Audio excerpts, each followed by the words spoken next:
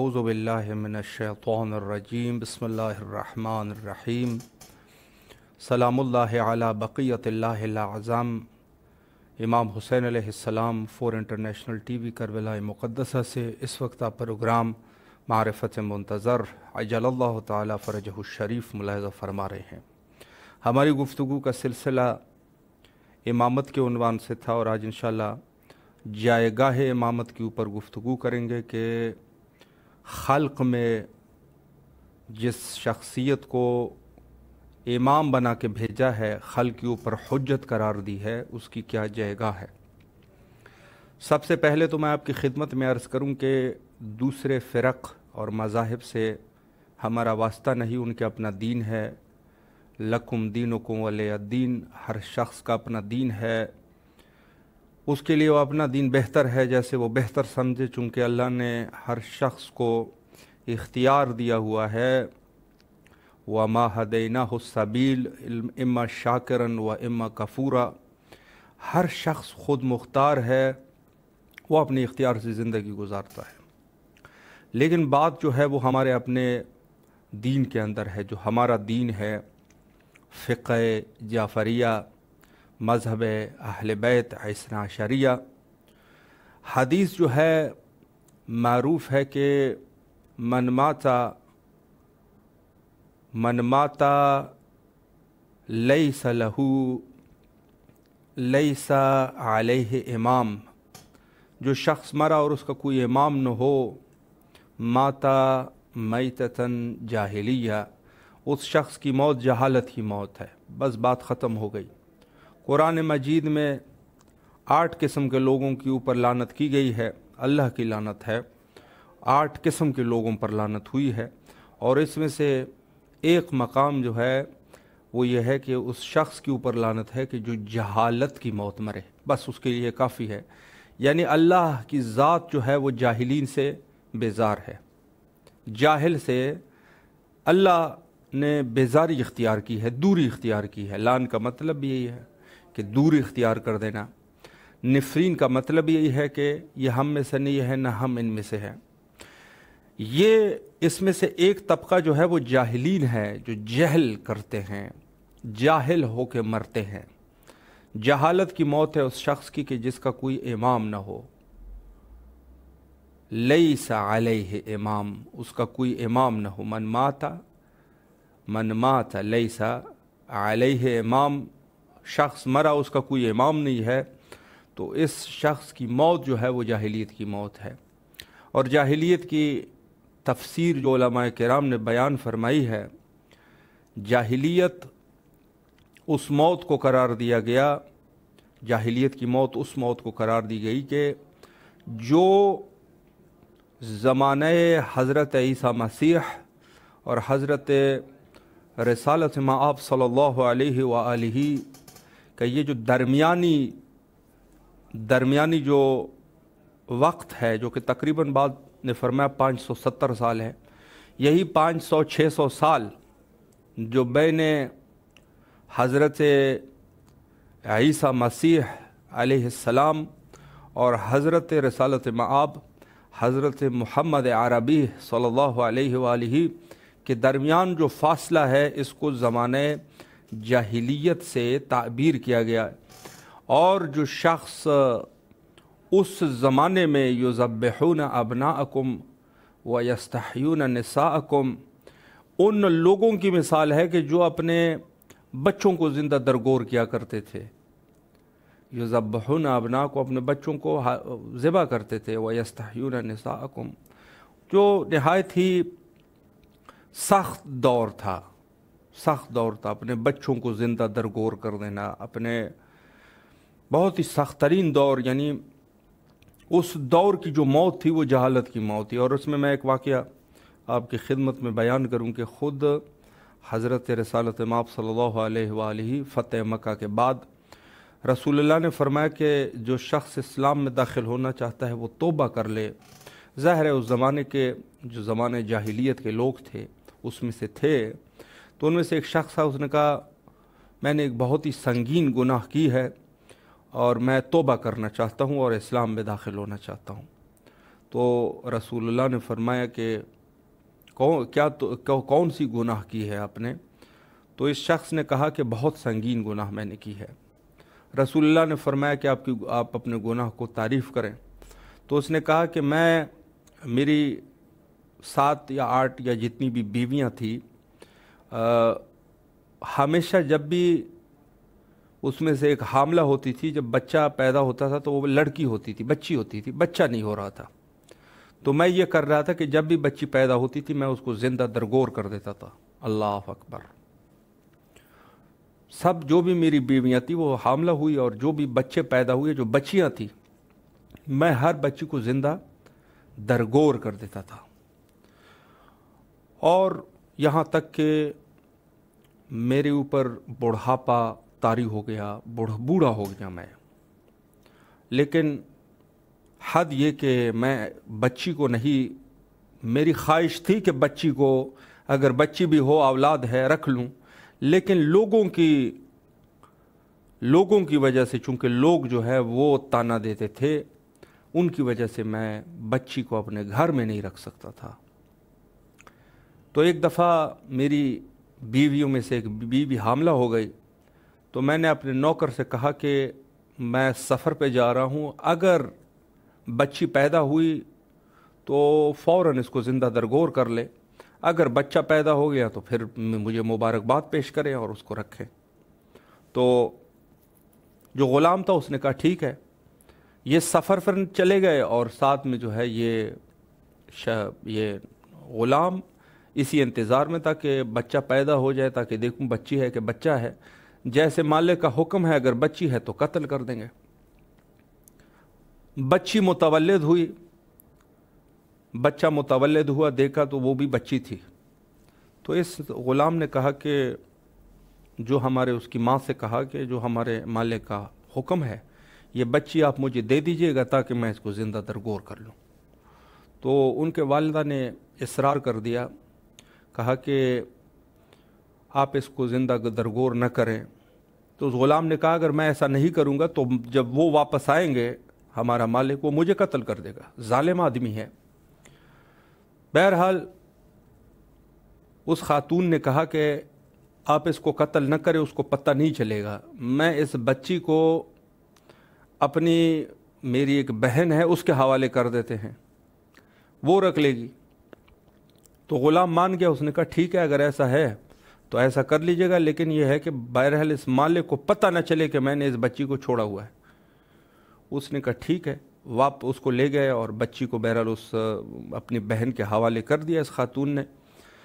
बच्ची जो है वो बड़ी हो गई, और जब ये जब वापस आया तो सबसे पहले तो इसको कहा गया कि जो बच्ची थी वो हमने ज़िंदा दरगोर कर ली।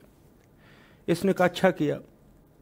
जब सालहा गुज़र गए तो एक दिन ये घर में बैठा था, देखा कि घर में ख़वातीन है, कोई बच्चा नहीं है। तो इसने बेसाख्ता ये रोने लग गया। तो जो उनकी बीवियाँ थी उन्होंने पूछा क्यों रो रहे हैं? तो उसने कहा काश मेरा भी बच्चा होता। तो उनके ख़वातीन ने कहा कि भाई बच्चे तो अल्लाह ने आपको दिए थे, बच्चे अल्लाह ने आपको दिए थे, लेकिन आप तो उसको काट रहे थे। तो उसने कहा मैंने बहुत बड़ी गलती की है, काश मैं उनको न काटता, अगर बच्चियां भी होती फिर भी औलाद तो बहरहाल औलाद है। तो इस खातून को रहम आया। इसने कहा कि अगर मैं आपको एक बात कहूँ, तो अगर मैं भी आपको कहूँ कि आपका एक बच्चा है तो क्या आप उसको काटेंगे, उसको कत्ल करेंगे? तो उसने कहा नहीं है, मेरा कहाँ है बच्चा। उसने कहा वो बच्ची जो थी, बहरहाल कौल वगैरह उनसे लेके उन्होंने बता दिया कि जो बच्ची थी वो हमने रख दी थी। तो ये बड़ा खुश हुआ इब्तिदा में, और उस बच्ची को लाया गया। तो पहले तो ये इसने बड़ा खुश था, लेकिन जब लोगों ने ज़्यादा ताना देना शुरू कर दिए तो एक दिन इसने इस बच्ची का भी कत्ल का इरादा कर दिया। अब ये शख्स जो है वो हज़रत रसालत माब सल्लल्लाहु अलैहि वआलिहि को ये किस्सा सुना रहे हैं। सहाबियों का मजमा है। यहाँ पर इसने कहा मैं कत्ल की नीयत से इसको जंगल में लेके गया और वहाँ कब्र खोदना शुरू कर दिया। कब्र को खोदना शुरू कर दिया तो ये बच्ची छोटी, बैठी हुई थी और मैं जब थक जाता था कब्र से बाहर आता था। बड़ा अफसोसनाक जुमला है। तो ज़ाहिर है कि जो औलाद होते हैं, बच्ची होती है, उनको अपने बाप से बड़ी मोहब्बत होती है। तो ये इनके पास जो इसके सर पे चादर था, उससे इस बाप को, चूँकि उसको तो पता नहीं था कि ये मेरे लिए कब्र खोद रहा है, तो इस तरीके से वो हवा उसको करती थी कि ये चूँकि गर्मी का मौसम है, थका हुआ है। वाक़या मिलता है कि जब यहाँ तक पहुँचा तो कब्र इसने खोदा और वो बच्ची जो है जब ये आता था तो अपने उससे इसको हवा दिया करती थी कि ये थका हुआ है। उसको पता नहीं था कब्र मेरे लिए खोद रहे हैं। आखिर जब कब्र तैयार हुई, मैंने इस जिंदा बच्ची को कब्र के अंदर फेंक दिया। जब फेंक दिया तो बच्ची रोने लगी। उसने कहा, बाबा ये आप क्या कर रहे हैं, मेरे ऊपर मट्टी डाल रहे हैं। या तो ये कहना था कि दरबार रसालत में सरवर कायनात हज़रत रसालत माप सल्लल्लाहु अलैहि वआलिही की अचानक मुबारक चेहरे पर आंसू जारी हो गया। ये कहना था, सहाबी भी सब रोने लग गए। तो यहाँ तक कहा कि ऐ जालिम, तू चला जा, तेरे लिए कोई तौबा नहीं है, तू चला जा। यानी ये वो दौर था, यानी जहालत का इस कदर ये सख्तरीन दौर, जो उस दौर में ये वाक़यात पेश आए हैं कि लोगों ने इंसानियत को, आज भी कुछ ज़्यादा तारीफ़ नहीं है, आप देख रहे हैं आप, यानी ये वाक़या तो जो जहालत का वाक़या है या इस किस्म के और वाक़यात है जहालत के, लेकिन आज के दौर में भी ये हम नहीं कह सकते कि आज के लोग बड़े अच्छे हो गए, बड़े पेशरफ्ता हो गए। नहीं, ये उससे भी ज़्यादा बेड़िए हैं, उससे भी ज़्यादा बेड़िए हैं। वो कत्ल करते थे, अपने गैरत के नाम पे कत्ल करते थे या कुछ और करते थे। ये लोग जिस तरीके से इंसान और बेगुनाह इंसानों को कत्ल कर रहे हैं, यानी इंसान जो है वो परेशान हाल हो जाएगा, ये क्या कुछ हो रहा है इस दुनिया में। तो अर्ज़ कलाम ये है कि ये दौर जो है, इस किस्म का दौर, इसको ज़माने जाहिलियत कहते हैं। तो जो हदीस है कि मन माता लैसा अलैह इमाम, कि जो मरा और उसका कोई इमाम न हो, मात मैततन जाहिलिया, उसकी मौत जहालत की मौत है। यानी जिस दौर में ये लोग मरे हैं, जहालत करके मरे हैं, इस शख्स का जो आयात खुदा का मुनकर हो चुका है या गफलत की नींद सो रहा है। देखें, जहालत यही है, या इंसान बस औकात तवज्जो नहीं करता, मवाक़े फराम है, तवज्जो नहीं करता, दुनिया की लज्जतों ने इसको घेर लिया है, इमाम की तरफ तवज्जो नहीं करता, तो इस शख्स की मौत जाहिलियत की मौत होगी जब भी ये मरेगा। इन्हीं लोगों के कैटेगरी में है। और ये मैं आपको अर्ज़ करूं कि हत्ता इन लोगों की जो ज़िंदगी थी, जो एक वाक़या मैंने बता दिया कि इस तरीके से बहुत सारे वाक़यात मौजूद है कि इन्होंने किस तरीके से ये काम किए हैं। तो ये शख्स जो गफलत कर रहा है, इमाम से गफलत कर रहा है, इसकी भी यही मिसाल है, हर इंसान की है, कोई किसी के लिए कोई छूट नहीं है। क्यों? चूँकि इंसान जो है वो अक़ली एतबार से हर आदमी सोचता है कि इस दौर का कोई इमाम, कोई हुज्जत, कोई चीज़, कोई ना कोई तो सोचता होगा। क्या ऐसे ही पैदा कर लिया जैसे जानवरों की तरह, बस सिर्फ खाते पीते रहो? तो जिन लोगों ने ये कर दिया, वहाँ पर उस बंदे के लिए जहालत की मौत है। और ये एक मंजिलत, यानी ख़ुद इमाम का होना इस कदर लाजमी और ज़रूरी है। फरमाया, यौम नदउ कुल्ल उनासिन बिइमामिहिम, बरोज़ क़यामत हम इमाम के नाम के साथ आप लोगों को उठाएंगे। क्या आप लोगों का जिसका जो इमाम होगा उसी से उनको उठा दिया जाएगा। अब ये ख़ुद एक बहस है कि इमाम, अगर किसी का इमाम ही नहीं है तो फिर उसकी क्या तकलीफ़ है? उसके लिए कोई तकलीफ़ मुशख़्ख़स नहीं है, किसी का इमाम ही नहीं है। जब इमाम नहीं है फिर क्या हो सकता है? तो ये सब ऐसी चीज़ें हैं कि जिसके बारे में मैं अर्ज़ करूं कि ख़ुद एक इमाम का होना ज़रूरी लाजमी है। और यह बात मैं ज़िम्मेदारी से दोनों तरफ़ा कुतुब से कर रहा हूँ। यानी हमारे लिए तो अपनी किताबें हैं, लेकिन जो दूसरी तरफ है वहाँ पर भी रिवायात मौजूद है इमाम के बारे में कि इमाम का होना ज़रूरी लाजमी है। अगर नहीं है तो यही माता मैततन जाहिलिया वाली یہی قید ہے امام نہ ہو۔ تو اس قدر یہ لازمی اور ضروری ہے کہ بس اوقات حتیٰ جو جید علماء ہے اہل تسنن کے، وہ کبھی کبھار سوچ کے بس اوقات امامت کی طرف راغب بھی ہو جاتے ہیں۔ کیسے راغب ہوتے ہیں؟ وہ پھر یہ جو اللہ نے جو امام بنائے ان کو چھوڑ دیتے ہیں، پھر اپنے سے امام تعین کرنا شروع کر دیتے ہیں۔ اس دن بھی میں کسی کو سن رہا تھا تو اس نے یہی کہا کہ اگر امت مسلمہ کسی ایک خلیفہ کے زیر نگرانی کام کرے تو یہ بہت بڑی حکومت بن جائے گی۔ جی ایسی ہے، لیکن وہ خلیفہ کون تعین کرے گا؟ اللہ تعین کرے گا، ظاہر سی بات ہے۔ المخلوق اللہ کی ہے، ممالک اللہ کی ہے۔ آپ تو اپنی طرف سے یہی جو وزیر اعظم ہے آپ کا، یہ ایک طرح کا خلیفہ ہے جو تعین کیا جا رہا ہے۔ تو وہ جو اللہ کا خلیفہ ہے، اللہ کا خلیفہ ظاہر ہے مخلوق اللہ کی ہے، تو خلیفہ بھی اللہ کا ہونا چاہیے۔ وہ تو اللہ تعین کرے گا۔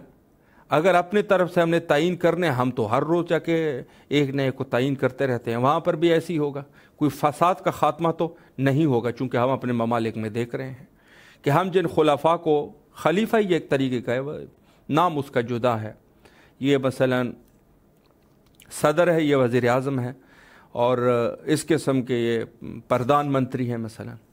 اس قسم کے نام جو ہے آپ کچھ بھی رکھ دو، پریزیڈنٹ رکھ لو، منسٹر رکھ لو، جو بھی رکھ لو، لیکن بات یہ ہے کہ وہی بات ہوتی ہے کہ جو آج سے، یہ میں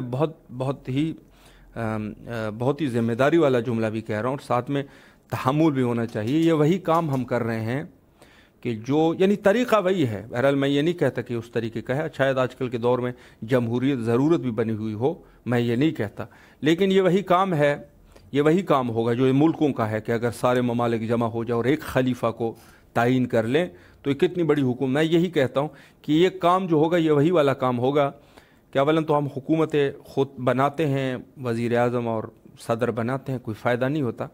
تو یہ بھی وہی ہوگا کہ جب نمائندہ اللہ کا نہیں ہوگا، لوگوں کا نمائندہ ہوگا، تو وہ لوگوں کے نمائندے پھر وہی ہوگا جو آپ کے ملک میں ہو رہا ہے۔ تو یہ ایک نہایت ہی ضروری اور لازمی نکتہ ہے کہ انہوں نے یہ کہا، تو ہم یہی کہیں گے کہ یہ اگر طریقہ بھی ہوگا، یہ وہی طریقہ ہوگا کہ جو اللہ کے نمائندوں سے انکار کر لے، جو سقیفہ کا طریقہ تھا۔ سقیفہ کا طریقہ یہی تھا کہ اللہ کی طرف سے نمائندہ حضرت امیر مومنان علی ابن ابی طالب علیہ السلام تھے۔ لوگوں نے وہ اللہ کے خلیفہ کو چھوڑ کے کیا کر دیا؟ جا کے دوسرے لوگوں کو انتخاب کرنا شروع کر دیا۔ شورا بیٹھی اور بعد از شہادت رسول اللہ ایک شخص کو انہوں نے بنا لیا۔ جب ایک میں سے ایک جب واپس گھر آیا، وہی جس کو بنایا تھا، تو ان کے باپ سے اس نے کہا، باپ نے پوچھا کہ بھئی کون بنا خلیفہ؟ تو اس نے کہا مجھے خلیفہ بنایا گیا ہے۔ تو اس نے کہا کس بنیاد سے آپ کو بنا دیا گیا؟ چونکہ اس کا بیٹا تھا، اس کے پورے کرتوتوں کا اس کو علم تھا، اس کے پورے عادات اور خصلات کا اس کو علم تھا، تو اس نے کہا آپ کو مقرر کر لیا خلیفہ؟ اس نے کہا ہاں۔ اس نے کہا کس بنیاد پہ؟ اس نے کہا میں کثیر السن تھا، یعنی میری ایج زیادہ تھی، عمر میری زیادہ تھی۔ تو اس نے کہا کہ اگر اس طریقے سے عمر کی بنیاد پہ اور ایج کی بنیاد پہ آپ کو انہوں نے خلیفہ بنانا تھا تو میں جو ہے آپ سے زیادہ مستحق ہوں، چونکہ میں تو آپ کا بھی باپ ہوں۔ تو یہی چیزیں ہیں کہ جو اس دور کی جو غلطیاں تھیں اور جو ہوئی ہے، اور پھر اللہ کے خلیفہ کو چھوڑ کے دنیا کے خلیفوں کو یہ کریں گے تو پھر کام وہی بنے گا۔ بے شک آج اسلامی ممالک ہے، کیا کچھ کمزور ترین حکومتیں آج کل اسلامی حکومتیں ہیں، جو اپنے آپ کو اسلامی کہتے ہیں، البتہ کس حد تک اسلامی ہے۔ کمزور ترین، اس کی وجہ یہ ہے کہ نظامی کمزور ہے۔ ان مسلمانوں کی طاقت میں آنے کی وجہ یہی ہے کہ خلیفہ ایک ہو، لیکن خلیفہ کوئی دنیا کا خلیفہ نہ ہو جس کو میں اور آپ بنا دے۔ خلیفہ الہی ہونا چاہیے، خدائی خلیفہ ہونا چاہیے۔ یہ سارے ممالک جتنی بھی ہیں ان کے ہاتھ پہ بیعت کر لے، اور یہ سارے کے سارے جب بیعت کریں گے یہ مضبوط حکومت بن جائے گی۔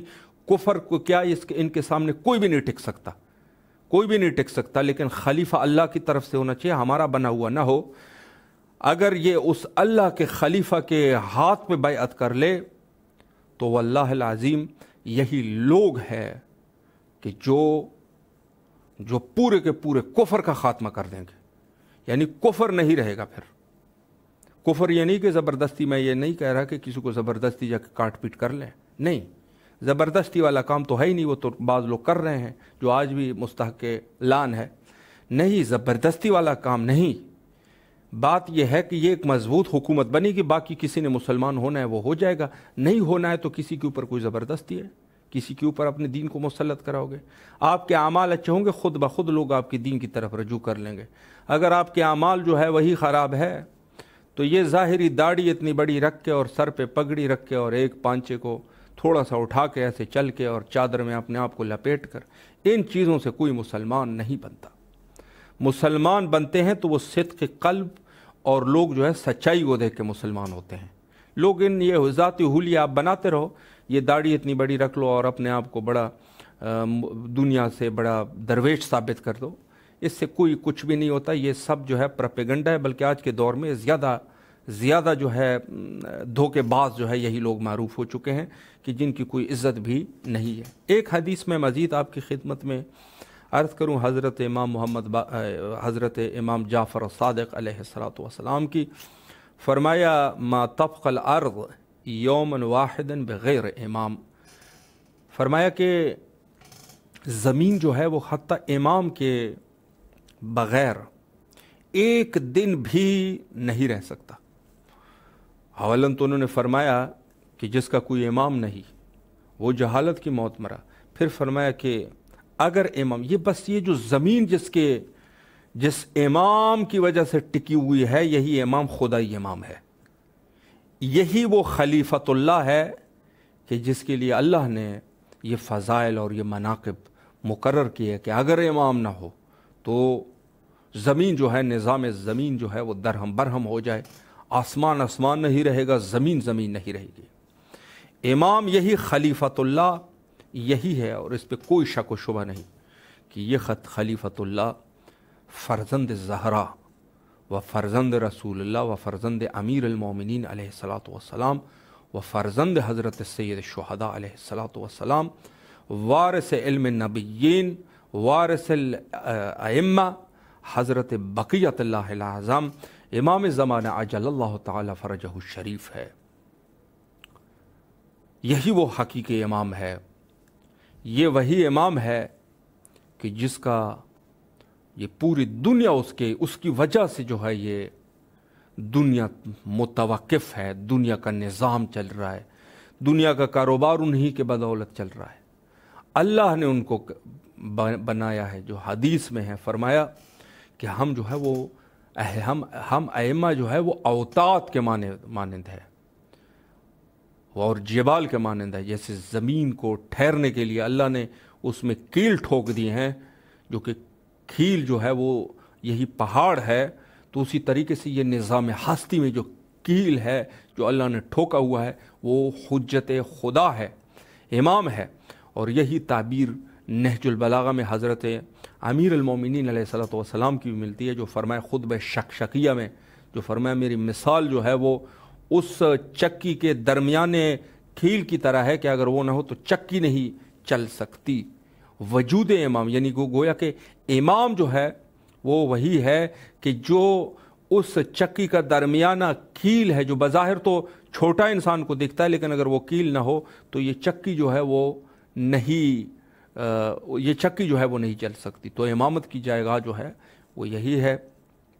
اور آخر میں، پروگرام کے آخر میں حجت خدا کے ظہور کے لیے دعا کرتے ہیں، اللہم عجل لولیک الفرج.